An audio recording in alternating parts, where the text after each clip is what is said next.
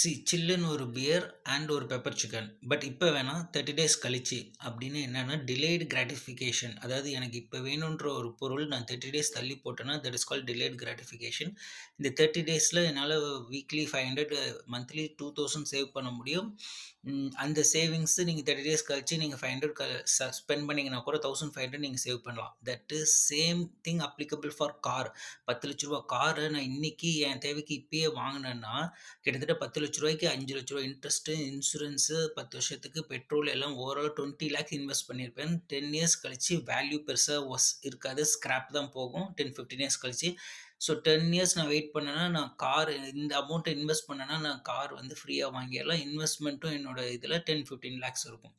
Same thing applicable for house. 40 lakhs வீட்டுக்கு 40, 50 lakhs interest பே பண்ணுவீங்க.